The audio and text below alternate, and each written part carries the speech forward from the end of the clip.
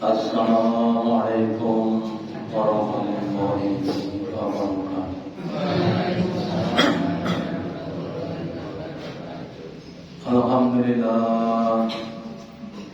Alhamdulillahilladzi at'amana bi ni'matil iman wal islam. Asyhadu an la ilaha illallah wahdahu la syarika lahu wa asyhadu anna Muhammadan abduhu wa rasuluhu la nabiyya wa la rasula ba'dah. Allahumma sholli ala Muhammad wa ala ali Muhammad kama sholaita ala ali Ibrahim innaka Hamidum Majid wa barik ala Muhammad wa ala ali Muhammad kama barakta ala ali Ibrahim innaka Hamidum Majid. Qala Allahu ta'ala fi kitabil karim a'udzu billahi minasy syaithanir rajim. Ya ayyuhalladzina amanu ittaqullaha haqqa tuqatih wa la tamutunna illa wa antum muslimun. Bapak Ibu hadirin yang dirahmati Allah, yang pertama dan utama, marilah kita selalu meningkatkan menambah kesyukuran kita, keimanan dan ketakwaan kita kepada Allah Ta'ala dengan meyakini, dengan mengimani apapun yang telah dijawab di dalam Al-Quran, baik itu apa-apa yang sudah jadi atau apa-apa yang akan terjadi. Di dalam Al-Quran Allah menjelaskan pengakuan seorang hambanya. Seorang hamba itu berkata, Rabbana awatana wa ahyana kamali, yang artinya, ya Allah, ya Tuhan kami, Engkau telah mematikan kami 2 kali dan menguat 2 kali. Jadi setiap orang itu akan mengalami 4 langkah, 4 alam, yaitu 2 mati dan 2 hidup. Diawali dari kematian yang pertama, yaitu ketika manusia berada di alam awal sebelum di dunia, ya. Terus yang kedua, penghidupan yang pertama yang ada di dunia ini. Kemudian nanti disusul dengan kematian yang kedua, itu di alam kubur atau alam barzakh. Dan yang terakhir, penghidupan yang kedua, yaitu penghidupan di akhirat dalam keadaan khalidina fiha abadan. Jadi setiap orang itu, itu pasti akan mengalami namanya alam kubur. Alam kubur disebut karena manusia akan dikubur di dalam tanah. Juga disebut alam barzakh. Kenapa? Karena sebagai barzakh, sebagai pembatas antara dunia dengan akhirat, ya. Kemudian ketika manusia itu hidup di dunia, kemudian sampai waktu yang ditentukan dimatikan Allah. Di dalam surat Al-Baqarah, kemudian Allah itu akan mematikannya dan akan menguburkannya. Jadi yang mematikan manusia hakikatnya adalah Allah lewat malaikat Israil, ya. Kemudian setelah itu dikuburkan, atau di dalam hadis Nabi menjelaskan tentang kewajiban orang hidup, orang yang meninggal dunia ada berapa? Ada 4, ya. kewajiban orang hidup orang Adam. Yang pertama memandikan, ya. Yang kedua mengkafani. Ya, ketika mensolatkan dan yang adalah menguburkan. Jadi di dalam syariat Islam orang mati itu dikuburkan, bukan dibakar, bukan dibuang, ya, bukan diam, tapi dikuburkan, ya. Jadi nanti kalau tadi akan kita kuburkan. Kemudian setelah masuk kuburan, maka dia akan menjalani masa namanya alam kubur, ya. Dan alam kubur itu merupakan dari awal penghidupan besok di akhirat. Dan sebagian Nabi Sabda, Inna kubra alumana manazil akhirat, yang artinya sesungguhnya kuburan itu adalah proses awal, ya, proses awal untuk masuk atau tinggal di akhirat. Fa'in najaminhu pama badal ayasal minhu, maka barang siapa yang dia selamat dari siksa kubur, maka yang berikutnya akan lebih mudah. Tapi wa malakati minhu, dan sebaliknya, ya, bagi yang tidak selamat maka itu akan menjadi lebih pada setelahnya.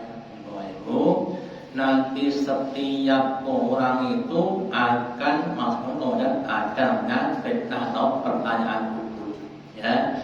Kalau ditanya kemudian bisa menjawab, maka dia akan mendapatkan nikmat kubur terus sampai hari kiamat, ya. Nah, kemudian barang siapa yang tidak bisa menjawab, gitu, maka dia akan mendapatkan berbagai macam siksaan dan siksaan. Bahkan dijelaskan siksaannya itu saking sangat beratnya, seandainya orang yang hidup itu diperdagangkan dengan tadi, maka yang mendengar adalah semua yang mendengar, belum yang diantar. Kemudian kita diajar Nabi supaya berlindung dari siksa kubur, ya, dalam tasawuf akhir, ya. Dan ada namanya ta'awud. Allahumma inni a'udzubika min adzab wa adzab bil qabri, ya Allah, aku minta lindung kepadamu dari neraka dan azab kubur. Kalau bisa ketika kita itu harus ditekankan, kita, supaya kita betul-betul besok diselamatkan dari siksa kubur. Terus kemudian Nabi bersabda kepada sahabat, apa pendapatmu tentang kuburan? Kita pada mengatakan bahwa bahwa kuburan itu adalah tempat yang lebih dan lebih berkosong dibanding dengan dunia.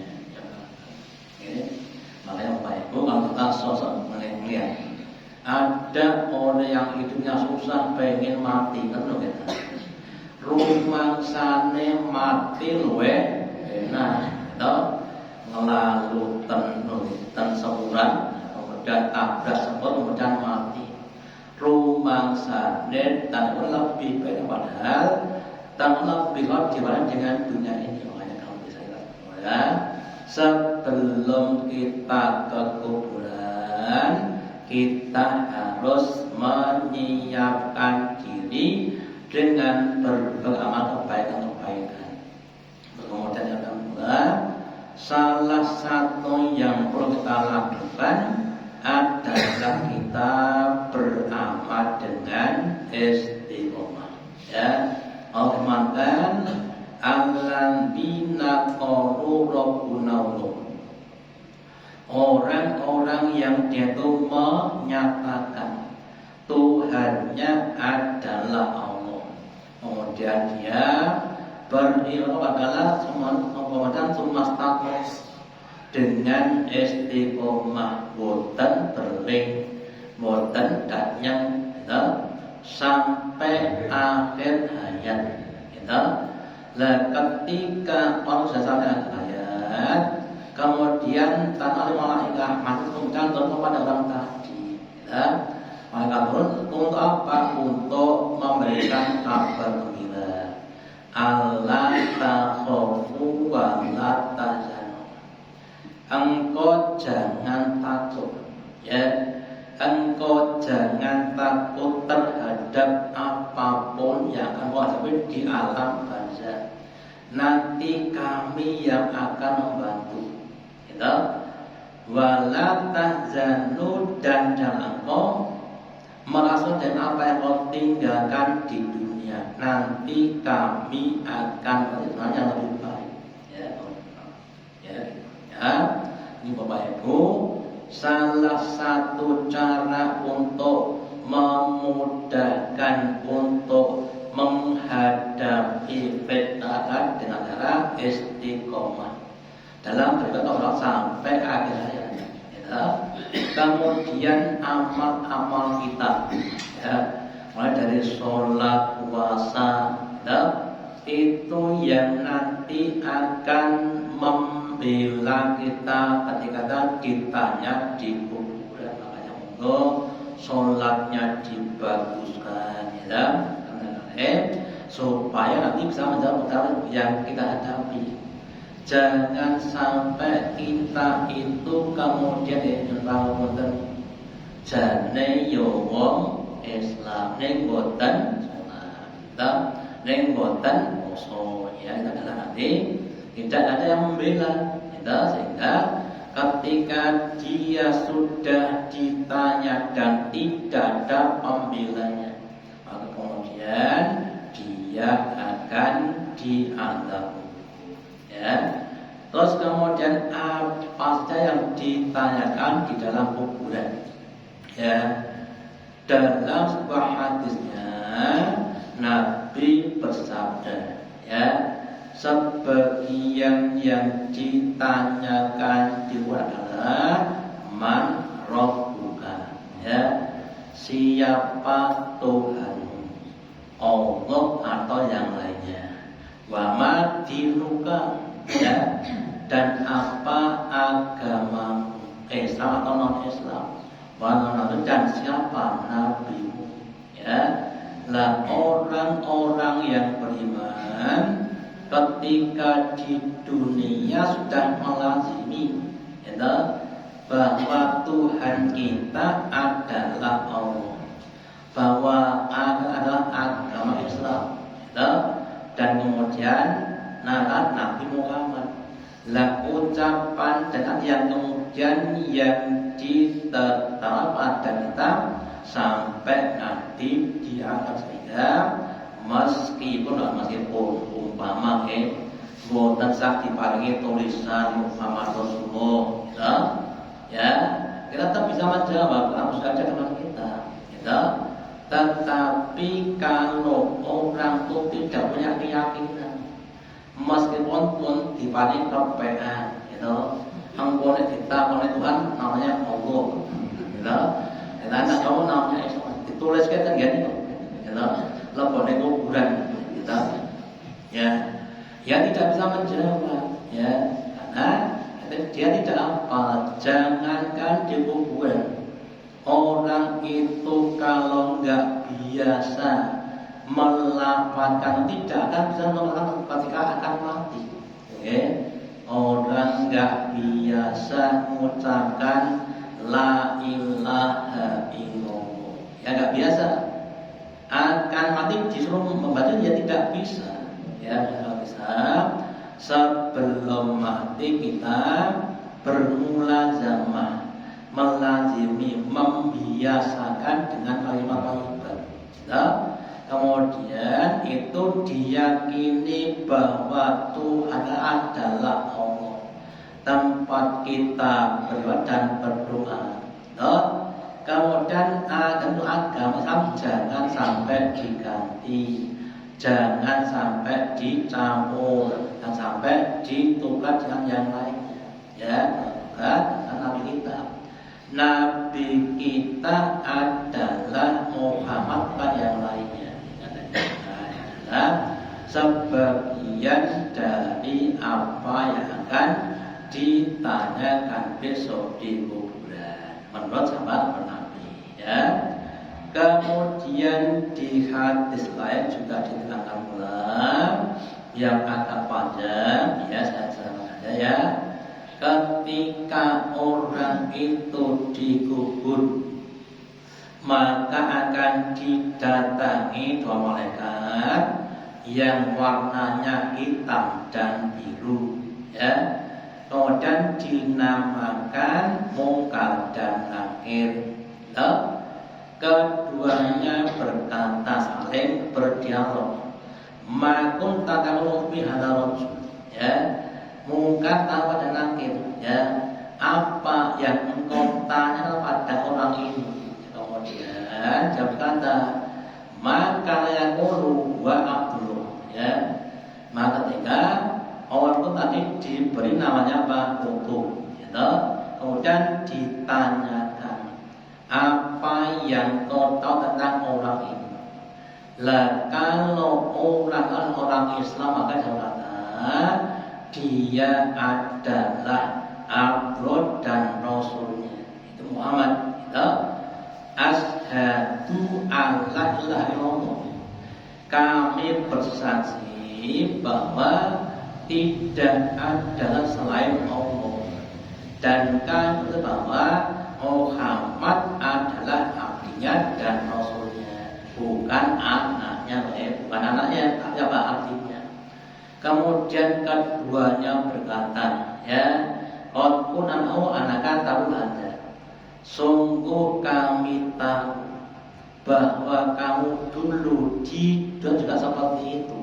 Nah, kemudian semuanya laku fikabri, kemudian kuburnya itu dipanjangkan, dilebarkan 7 kali 70 dilo, ya. Jadi sekian ini ya namanya dilo, 70 dilo ke sana, kemudian kan 70 dilo, ya. Jadi kurang lebih 4.900 dilo persegi, ya. Dalam banyak kira-kira pinten meter laku, dalam banyak pinten meter, ya. 70, ya, memang 70, nah, gitu. 4,5 meter berarti kurang lebih 35 meter kali 5 meter. Itu hanya untuk satu orang, gitu. Terus kemudian dikatakan padanya, nah maka sekarang kamu tidurlah. Ini ucapan malaikat kepada orang itu, bukan kepada penjahat. Ya. Kemudian irji ila ahli apa itu? Kemudian kamu kembali ke keluarga kamu dan kawin kepada mereka. Jadi nanti sebagian orang itu diberi kesempatan untuk menghabari keluarganya, ya, bahwa aku sekarang sudah di kuburan, sudah selesai dalam fitnah kubur. Tumma kemudian kalau al-alusi, kemudian keadaannya itu seperti, ya, seperti setidurnya pengantin baru. Kenapa pengantin baru? Pengantin tadi ngatenannya dari lalu. Jadi orang-orang yang dia mampu menjawab tadi, kemudian disuruh untuk tidur istirahat sampai nanti datang kiamat. Meskipun waktunya panjang, tapi karena tersebut seakan seperti semuanya pengantin baru. Ya. Kemudian berikutnya bahwa itu tidak akan dibangunkan sampai nanti datangnya hari kebangkitan. Ya. Kemudian yang berikutnya yang ditanyakan adalah orang-orang munafik. Ditanyakan ilmu atau mata kulub ya rajul. Apa pendapatmu tentang orang ini? Gitu. Kau janganlah arti, ya. Saya tidak tahu siapa ini, ya. Kemudian kalian tidak tahu, kemudian dia dipukul, dia diseksa oleh malaikat tadi, ya. Sehingga Bapak Ibu, ketika diseksa itu seksaannya melebihi dengan cara apapun yang ada di dunia, ya. Konon ya. Seksaan adalah seksaan dipicis, ya. Orang yang kemudian dibelekrai sampai mati, ya. Tetapi kalau di dunia Bapak Ibu, kalau dapat itu tidak ada rasanya. Sementara di kuburan itu terus begitu terus sampai datangnya hari kiamat. Ya, Bapak Ibu, sangat kontras sekali keadaan orang yang tidak beriman, ya. Orang itu ketika masuk kuburan, mereka akan mendapatkan sesuatu yang lebih nikmat dengan nikmat di dunia. Gitu. Sedangkan orang itu sebaliknya, dia akan mendapatkan sesuatu yang lebih dengan nikmat dan di dunia tadi, ya. Apalagi nanti kalau jajan seperti itu, ya. Jadi orang itu semakin naik. Ini dunia, ini baca, kemudian ini apa? Surga, ya. Orang kafir ini dunia, baca, kemudian apa? Surga, ya. Ini Bapak Ibu, dunia ini adalah alam penyebab, ya, yang akan mengakibatkan di barzakh dan di akhirat. Kalau kita ambil penyebab yang baik dengan iman Allah, maka akan menjadikan akibat yang baik. Akibat berupa nikmat kubur dan nikmat surga, ya. Tetapi kalau kita membuat sebab yang buruk dengan kekafiran, kemunafikan, musyrikan, akan menghasilkan, mendapatkan, mengamalkan amal yang buruk, ya, yaitu siksa dan siksa di neraka. Makanya mumpung kita belum di dunia, monggo kita usahakan untuk menciptakan sebab-sebab yang baik, ya. Kemudian Allah meletakkan antara di dunia dan di akhirat, ya. Kalau kita cermati tentang bab keimanan, ya, iman itu bisa tambah, bisa kurang. Tambahnya iman itu dengan amal soleh, ya. Kurangnya dengan adanya maksiat. Kemudian ada 4 golongan. Yang pertama, si A, orang pertama. Orang pertama itu adalah orang yang awalnya iman sampai akhirnya iman, ya. Yang kedua, orang yang iman tapi akhirnya kafir. Yang ketiga, orang yang awalnya tapi akhirnya iman, ya. Yang keempat, orang yang awalnya kafir akhirnya juga kafir. Lah yang paling adalah yang 1 dan yang 3, ya. Yang paling adalah yang pertama. Jadi Bapak Ibu bisa, kita ini sejak lahir dalam keadaan iman, insya Allah, ya. Kemudian dijaga supaya sampai akhir kita dalam keadaan iman. Lah kalau kita bisa menjaga, maka Allah akan menetapkan kepada kita di dunia dan di akhirat. Maka bahwa Allahul ladina amanu juga kafir. Allah akan menetapkan orang beriman dengan ucapan yang tetap di dunia dan di akhirat. Ya, maksudnya ucapan la ilaha illallah Muhammadur Rasulullah.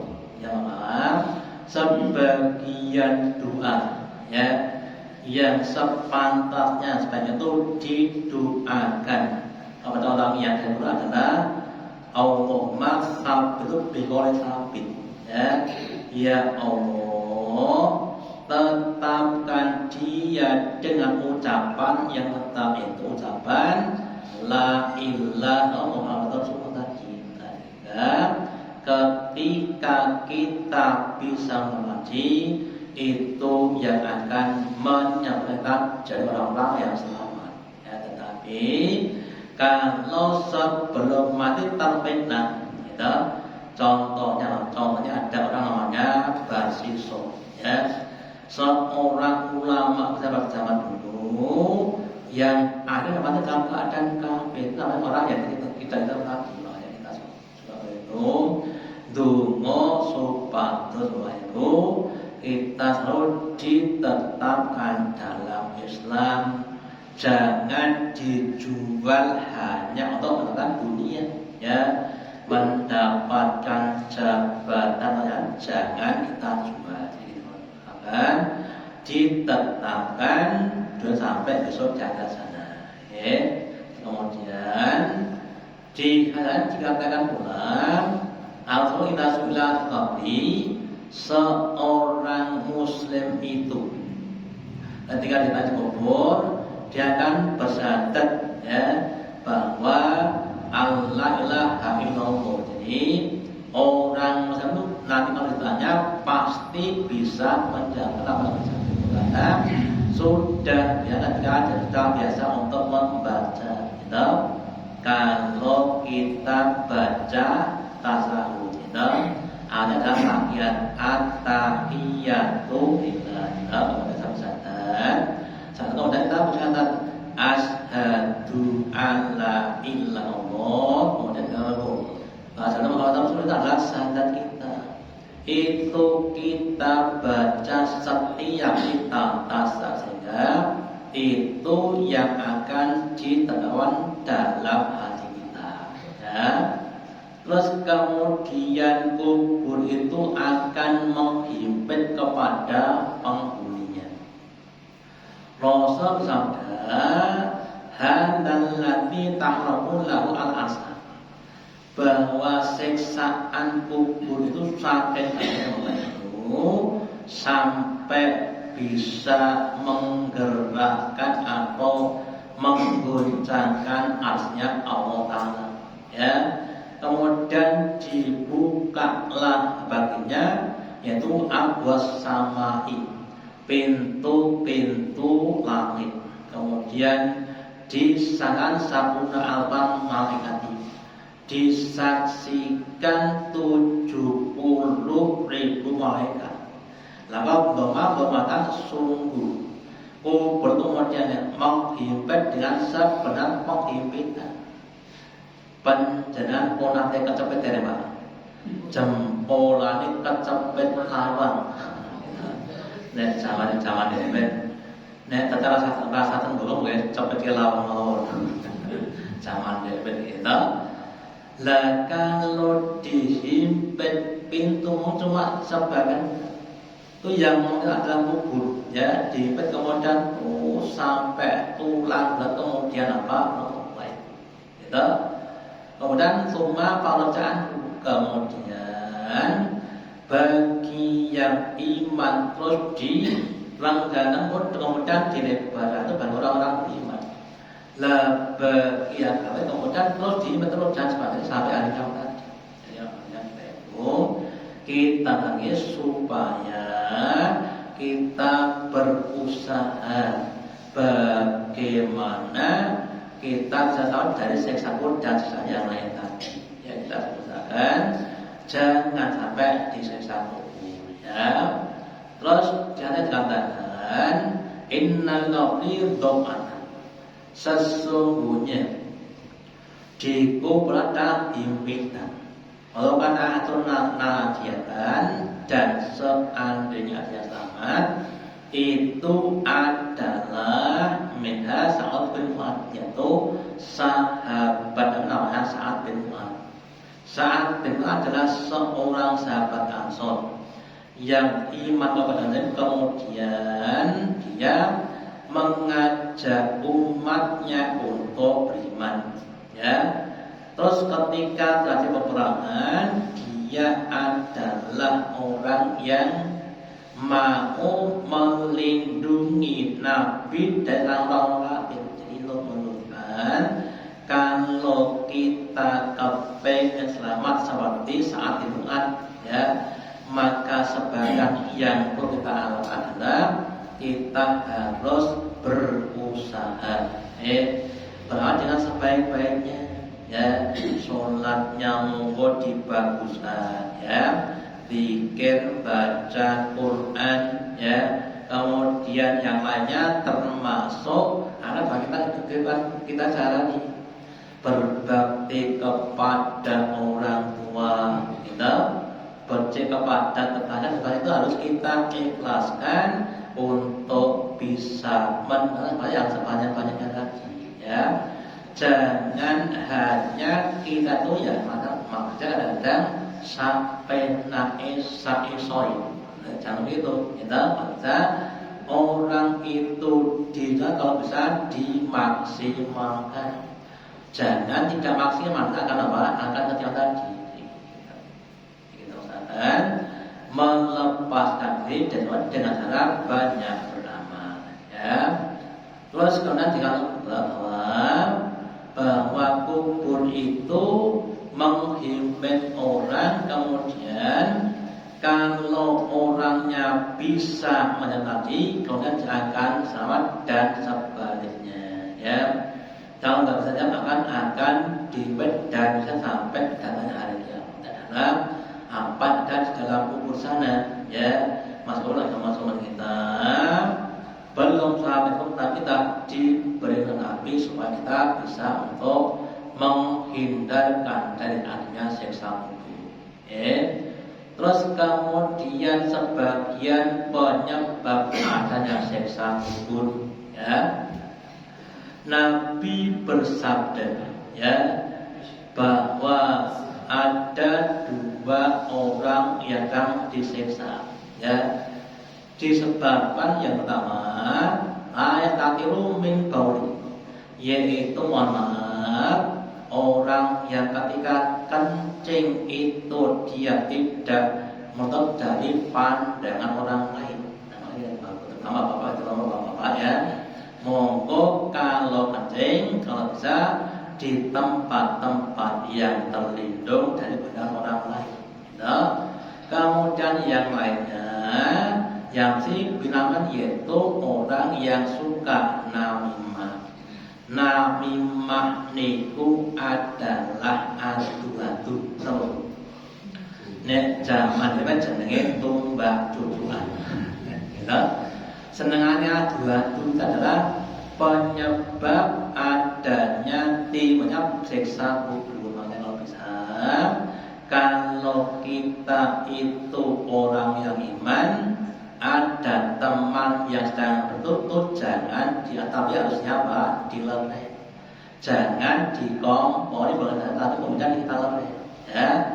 Terus Nabi kan kasihan, kemudian Nabi mengambil pelupa, kemudian jika kemudian ditanyakan dan Nabi berdoa, ya, semoga sebelum pelupa dikarim kemudian mereka sudah diampuni. Jadi ini Bapak Ibu, usaha kita dengan cara berdoa, mendoakan orang yang sempurna, jangan sampai tidak dikabul lagi. Ya. Kemudian saya sampaikan bahwa sebagian yang apa kita dalam tasawuf kita, ya, ada 4 bahkan dalam tasawuf, ya. Yang pertama tahiyat, yang kedua syahadat, yang ketiga adalah apa itu? Sholawat, yang adalah tahu.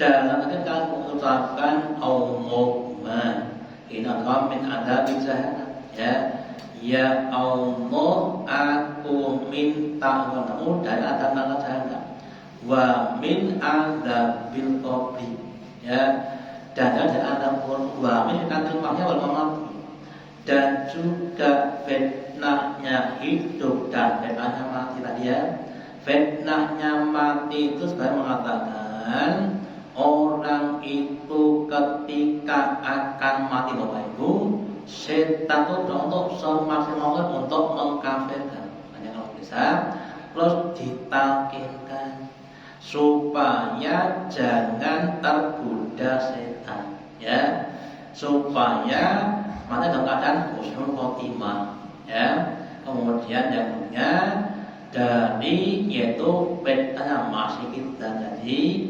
empat atau yang adalah suatu hal yang sangat urgen yang kadang kita tidak bisa untuk melepaskan diri. Yang kita kemudian banyak kala supaya kita dari siksaan tubuh. Kemudian kita Bapak Ibu monggo kita semuanya, mumpung belum kuburan kita harus mempersiapkan untuk menghadap semuanya dan semoga semuanya terhindar dari fitnah kubur, kemudian juga antaranya dan semuanya menjadi hamba Allah yang mampu untuk melintasi kubur sampai nanti besok kita di akhirat atau dalam selamat yang paling tinggi. Dengan yang saya sampaikan kepada manfaatnya, Allahumma taqabbal minna al-hakim wa ta'ala kita